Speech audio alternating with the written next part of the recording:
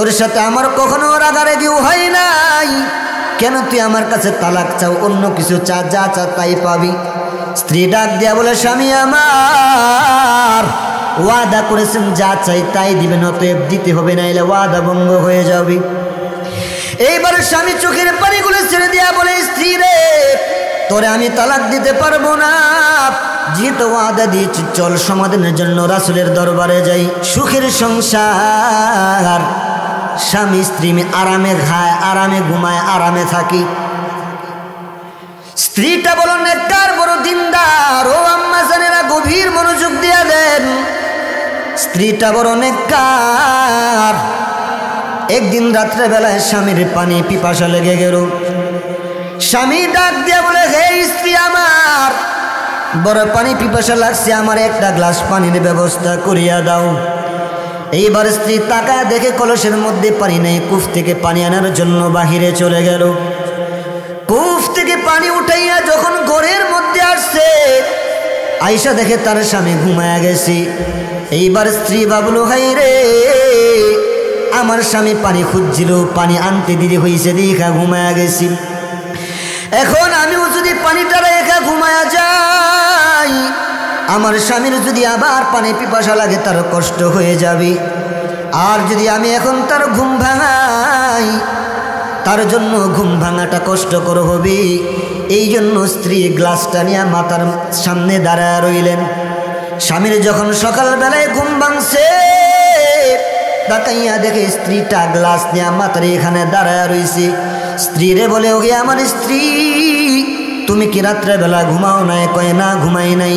কেন ঘুমাও নাই? পানি চেয়েছিলেন, যদি ঘুমায়া যায় আপনার কষ্ট হবে। স্বামী এত খুশি হয়েছে, স্ত্রীর জন্য মনটা খুলে দোয়া করেছি। এইবার স্ত্রীরে ডাক দে, কয় ও স্ত্রী রে, তোর এই কাজটা আমার কাছে এসে পছন্দের হয়েছে। ওই আমার স্ত্রী আমাকে বল, তুই আজকে আমার কাছে কি চাও? তুমি আজকে এই খুশির দিনে আমার কাছে তুমি যা চাইবে, আমি খুশি মনে তোমাকে তাই দান করব। সুবহানাল্লাহ বলি, আজকে আমার কাছে তুমি, আমার এত ভাল লাগছে, তুমি যা চাইবা আমি তোমাকে তাই দান কর, তাই দিয়া দিব, তাই তোমাকে আজকে দিব। বলেন তো দেখি, যদি আমাদের এই মোটামুটি বারগাঁওয়ের নারীদেরকে স্বামীরা যদি এমন অফার দেয়, স্ত্রী আজকে তুমি যা চাইবা আজকে তাই দিয়া দিব, তাহলে আমাদের নারীরা কইতো আমার একটা মোড়া কইরা কানের দুল বানায় দেওয়ান লাগবো, আর নাহলে কইতো একটা হার কিনা দেওয়ান লাগবো, আর নাহলে কইতো হাতের ছুরি দেওয়ান লাগবো, আর নাহলে কইতো আমার ওই দামি কালারের শাড়িটা কিনে দিতে। এরকম না? না, আমার মনে হয় যে আপনাদের দিকে স্ত্রীরা মনে এটি চায় না, এরা মনে হয় একেবারে রাবিয়া বসির মতো আবেদা সদেহা চায়। যদি কোন যাতে দেখবেন দুনিয়ার যত চাওয়া আছে আইনা দিবেন, মুখটারে এমন ফুলানি মারবো, পছন্দ হয়নি। আল্লাহ তাআলা আমাদের মা বোনদেরকে রাবিয়া বসির মতো আবেদা বানায় দেখ, সকলে বলে আমিন। আর বাবারাও কিছু আছে, কইছে ফাঙ্গাস মাছটা আনছি সুন্দর করে রাঁধছে, ঝুলটা একটু কালার হয় নাই। এবার করছে কি, এমন জোরে ঘুষি একটা মারে, বুহে ফিটে ধরে এলাম, দমটম সব আটকায় না। এরকম পুরুষও আছে। নারী পুরুষ উভয়কেই স্যাক্রিফাইসের মন মানসিকতা অর্জন করতে হবে। 19-20 হইলে আপনি কিল মেরে নাক ফাটায় লাইবেন, দম বন্ধ করে লাইবেন, এইসব ইসলাম আপনাকে সমর্থন করে না, এইসব ইসলাম, এই অধিকার ইসলাম আপনাকে দেয় না। ও নবীর উম্মত, আল্লাহর গোলাম, এইবার স্ত্রীকে প্রশ্ন করা হলো, স্ত্রী তুমি আমার কাছে কি চাও? যা চাইবা তাই পাইবা। এইবার স্ত্রী বলে, স্বামী আমার, আপনি সঠিক করে বলেন, আমি যা চাই তাই দিবেন নাকি? কয় হ্যাঁ, যা চাও তাই দিব। এইবার স্ত্রী ডাক দেয়া বলে, স্বামী আমি আপনার কাছে চাই, আমি আপনার কাছে এখন এই মুহূর্তে তালাক চাই। সুবহানাল্লাহ বলি, আমি তালাক চাই, আমি তালাক চাই, আমরা তালাক দেব। এইবার স্ত্রী চোখের পানিগুলো সেইটা দেয়া কানতে লাগলো, ডাক দেয়া কই, স্ত্রী রে, তোর সাথে আমি জীবনে রাগ দেখা কথা বলি নাই, তোর সাথে আমার কখনো রাগারাগিও হয় নাই, কেন তুই আমার কাছে তালাক চাও? অন্য কিছু চা, যা চা তাই পাবি। স্ত্রী ডাক দেয়া বলে, স্বামী আমার ওয়াদা করেছেন যা চাই তাই দিবেন, অতএব দিতে হবে, নাইলে ওয়াদা ভঙ্গ হয়ে যাবে।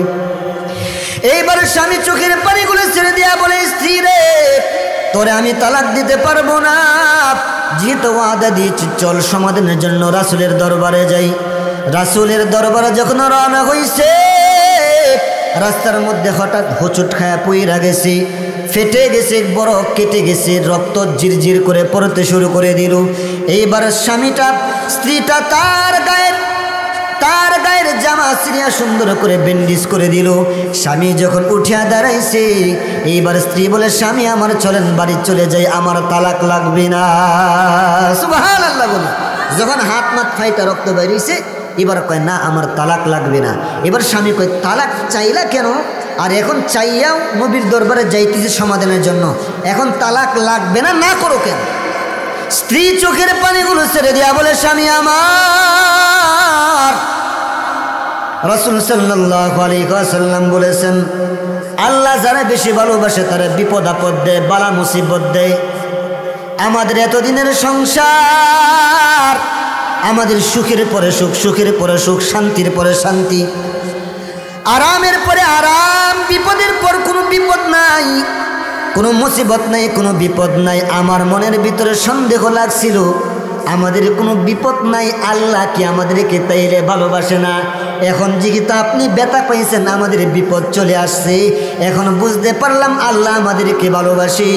আল্লাহ যেহেতু আমাদেরকে ভালোবাসে, তাইলে সংসার বাদ দেওয়ার আর কোনো দরকার নাই। সুবহানাল্লাহ। এই জন্য বিপদে পড়লে মনে করেন না যে কপাল চোখ খাওয়া আল্লাহ আমারই দেখছে, আর কাউকে কি দেখছি না? আল্লাহর চোখটা ঘুরে ফিরে খালি আমার বাসুরটার উপরে পড়ে, আমার ক্ষেতের দান বিকির লেগে ফসলো, আমার গাছের ফসলকে লেগে ফসলো, আমার বাড়িতে খালি চুরি করে, আমার ছাগলটাই খালি মইরা যা, আমার ছাগলের খালি দুধ কম দে, আমার গরুটাই খালি দুধ কম দে, আরেক বেটারে দেখে না চোখ খাওয়া আল্লাহ খালি আমারে দেখে। এই সমস্ত লোক আছে না নাই? বিপদে পড়লে আল্লাহরে গালি দিবেন না। মনে রাখবেন, বিপদে যখন পড়বেন বুঝতে হবে বিপদের চিহ্ন হচ্ছে আল্লাহ আপনাকে ভালোবাসে।